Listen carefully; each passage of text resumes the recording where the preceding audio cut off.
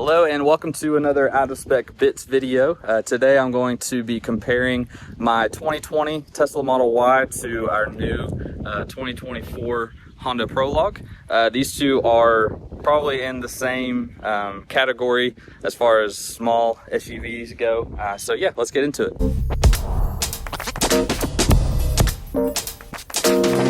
So as I said, this is my 2020 Tesla Model Y. And I purchased this back in November, and this was a tax credit Model Y, so I got it for 25 grand, and then I took the $4,000 used EV tax credit that's actually going away here pretty soon, it looks like. So yeah, I got this car for basically 21 grand, and it has 90,000 miles on it now. Whenever I bought it, it had 75,000 miles on it. And then you come over to this, we just bought this back in March. This is a 2024 Honda Prologue. This is the Touring trim. And so both of these cars actually have a pretty comparable starting MSRP. So whenever this Model Y came out, it was about $52,000. And then I actually have the sticker that was in the window for this Prologue. And let's see.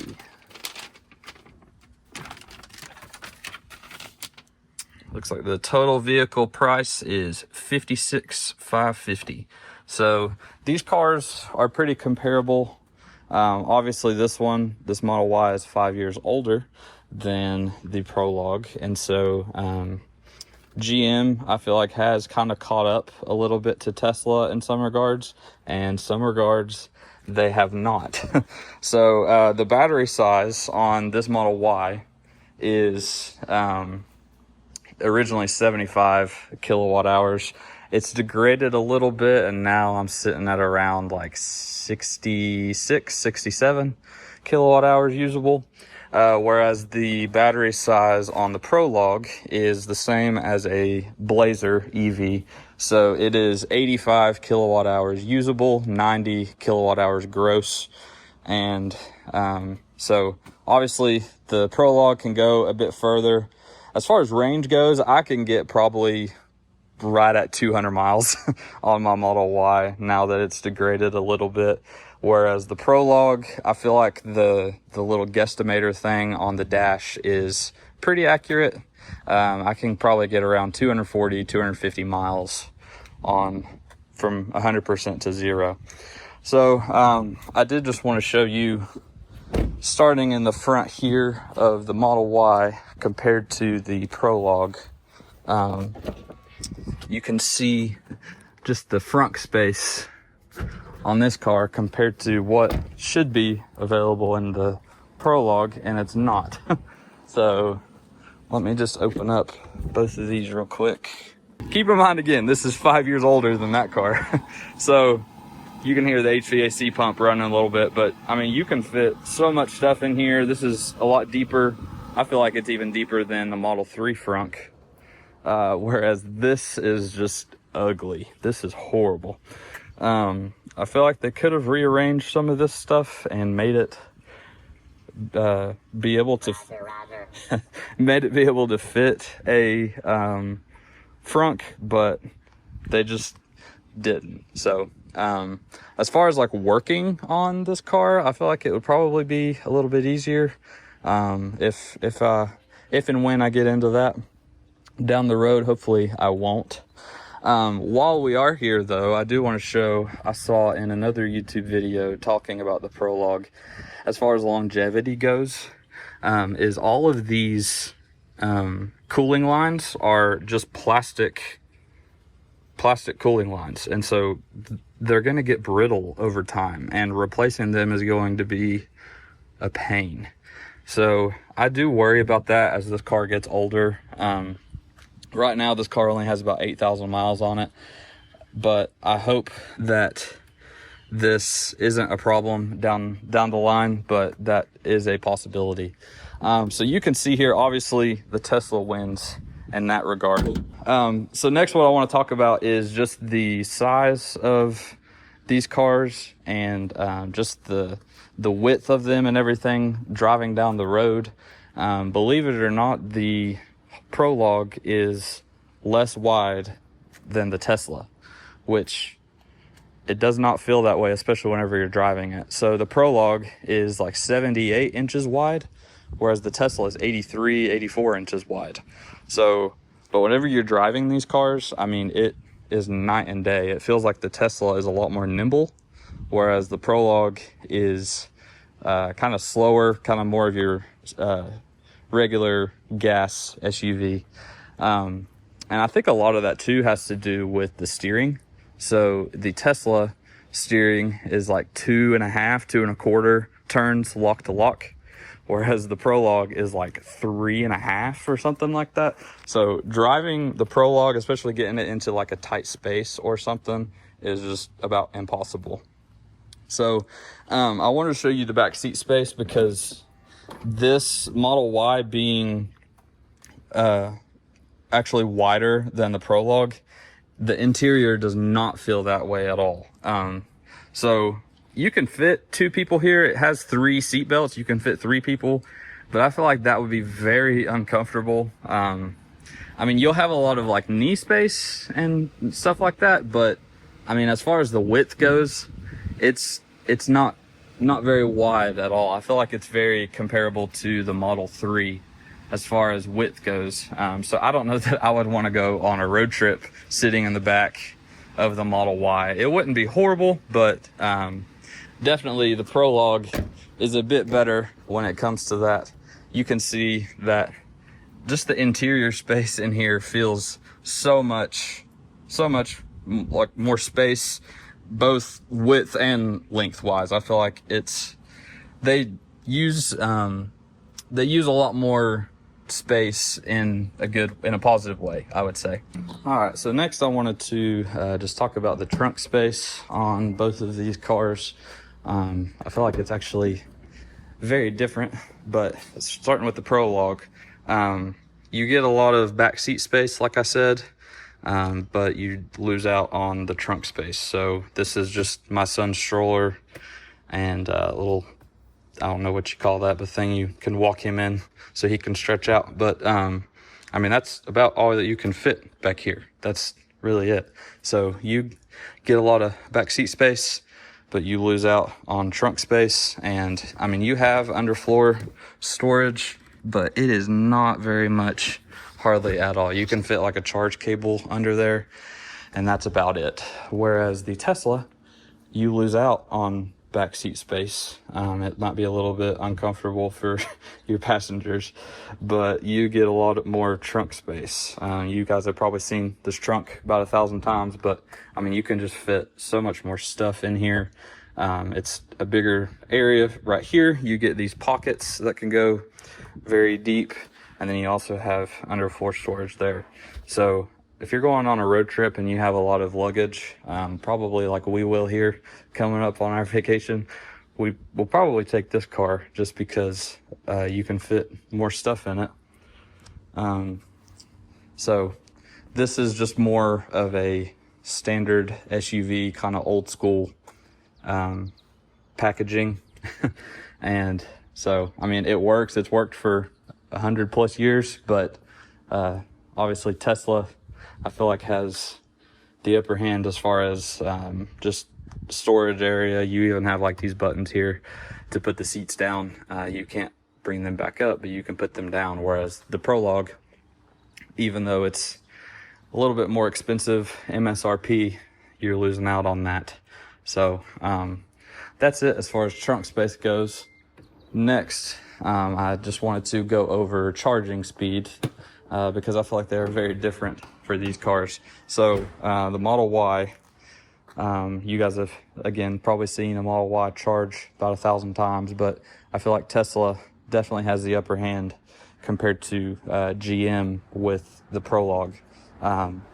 So even though GM has been making EVs, starting with the EV1 back in the 90s, I feel like Tesla definitely has the upper hand. So Tesla will go up to 250 kilowatts. You will probably not see that 250 kilowatts deep into the pack, but you'll definitely see speeds of like 150, 175, 200, whereas the Prologue maxes out at 150 kilowatts, and you also have to have the right charger in order to get that 150 kilowatts.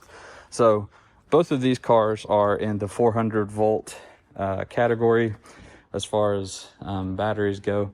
The Tesla sits at like 370 volts, whereas the Prologue sits all the way down at 288 volts. So the Tesla has to ask for less amperage to get faster charging speeds, whereas the Prologue and the Blazer EV has to have higher amperage cables in order to reach its peak charging speed. So I mean, this Prologue will overheat like crazy because it has to ask for 500 amps the whole time while it's charging, because the voltage is so low. It has to have a 500 amp cable, and it's pushing that 500 amps like the whole time. And so I've overheated this Prologue on Tesla superchargers, and I mean, it'll go all the way down to like 40, 50 kilowatts until it can cool the battery enough. Now, also speaking of that, Tesla lets their batteries get warmer than GM lets the batteries get in the Honda Prologue. So I've seen the Tesla get up to like 55 or 60 degrees Celsius, whereas the Prologue will only go up to like, I've seen like 40 to 45 degrees Celsius. So again, Tesla will charge faster, but the Prologue will probably, I would like to see how these two cars degrade over time, because this might end up degrading a little bit less just because the battery stays cooler than Tesla lets the battery stay hotter during charging. So next, what I wanted to talk about is just some of the things I don't like about the Model Y, and the things that the Prologue does better. As far as the suspension goes, you guys, again, have probably heard this 1,000 times, but the suspension in this Model Y is just horrible. It feels like you're driving down the street in a wagon, and so it just does not feel good at all. Whereas the Prologue, it just feels like you're floating down the road. It's still probably not the best suspension in the world, but definitely compared to the Model Y, it wins out in that regard. Another thing that I like about the Prologue more than the Tesla is you have a regular key as normal. Now, this is just a GM key with a Honda badge on it, but with just having a regular key, you can walk up and the car will unlock every single time, just like how cars should be. You also have these buttons on all four doors, so you can just press, if you have the key in your pocket, you can press any of these and it will unlock the doors. Whereas with the Tesla, while it does have phone as a key, it does not work every time. It works probably about 80% of the time, I would say, and the other 20% of the time, it's always whenever my hands are full or whatever, but I have to pull my phone out and unlock it, and then it'll unlock. Now, you do get a key card with the Tesla, and you can get a key fob, though the key fob works just how the phone does, so I don't know how reliable that is. But with the key card, you can press it on the pillar and unlock the door. But where this is not good is you have to be on the driver's side in order to unlock the Tesla. So like for me, my son always sits in the back right so we can see him as we're driving. And so if we're loading him in and my phone as a key doesn't work right here, then I would have to go all the way to the front of the car and put the key card right there. So that's where I feel like the Prologue is better. Another thing I like about the Prologue, believe it or not, is the software. So the software in this Prologue is not bad. I kind of like it. I thought at first that I would not like it because I love Tesla software, as everybody does. I feel like they are miles ahead, but with the Prologue, you get all the Google stuff. So I use this all the time. You can use CarPlay and Android Auto with this. With the Blazer, you can't, but with the Honda Prologue, you can. But I tend to just use the in-car software, and you can go to the Play Store, you can download apps, and you can use Google Maps. And I love that about this. So this, while the Tesla does also have Google Maps, technically, this is like how Google intended maps to be. So you can have, like if I'm on a road trip, you can still have all the alerts and stuff like how Google Maps is on your phone. So it'll warn you about police ahead or a wreck ahead or whatever. So I like just using the Google Maps in this, and it will also tell you like your battery state of charge that's estimated whenever you arrive, similar to how the Tesla does. One bad thing about this is that number right there is always wrong. It's always very pessimistic. So right now, my wife's work, it's saying that she would get there with 38%. I guarantee she'd probably get there with like 42, 43%. So it's always very, very pessimistic as far as that goes. But I mean, they're just trying to, I guess, keep you safe so you don't run out of energy.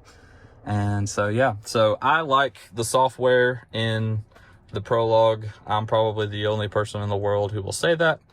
But I mean, I was watching a video earlier on the Kia EV9, and I mean, or the Ioniq 5, and the software and stuff like that is just horrible. This is miles ahead. So I really like the software in this car compared to the Tesla.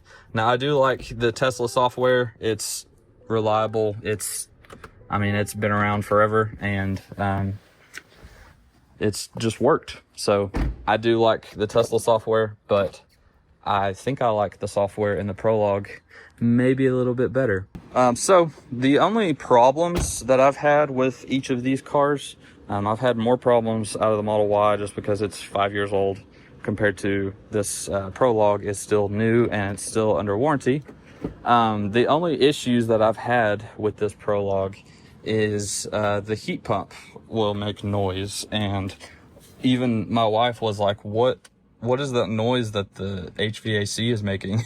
And I had to explain to her that that's just heat pump noise. That's noise that the heat pumps make in EVs. But this heat pump in this car is just very noisy. So I hope nothing's wrong with it. I don't think anything's wrong with it. I think it's just kind of how it is. But this car has about 8,000 miles on it. It's got a 36,000 mile warranty. So I think maybe if it has any problems, hopefully it comes up before the 36,000 miles. As far as the Model Y goes, the only really issue that I've had is I've had to replace the upper control arms on the front, which is very, very, very, very, very common.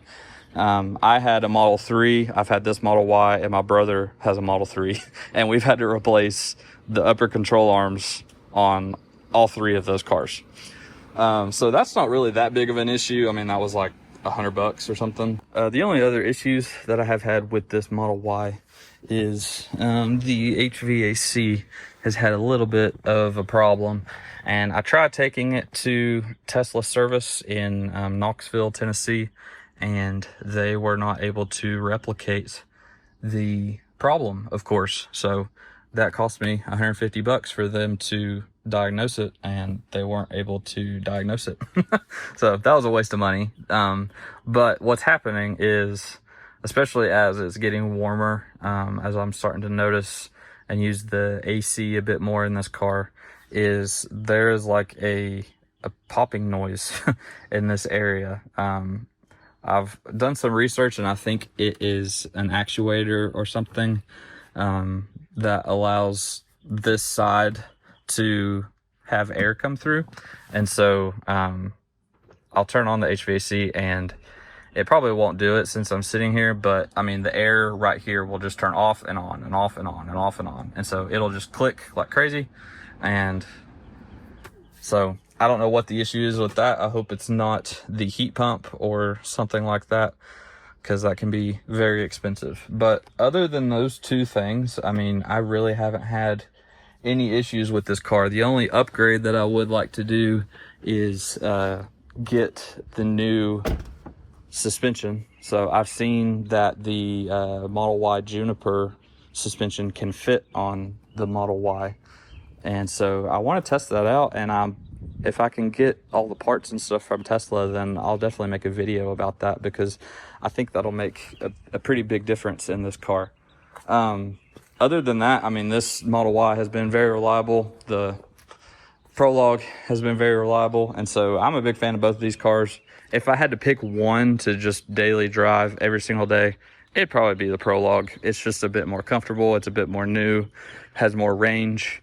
But I mean, the Model Y was 21 grand compared to this car was like 32 grand. So it's a pretty big difference. So yeah.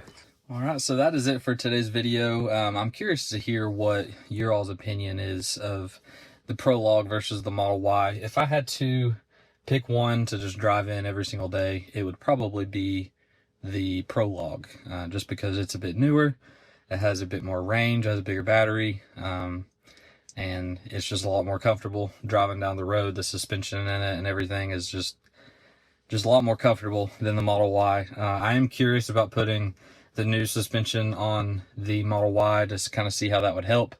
But with it, you know, just some build quality issues and stuff like that the old Tesla had, I think just going with the Prologue every day would be my choice. But I'm curious to hear what your all's opinion is. So just drop a comment down below and let me know, and I will see you in the next one.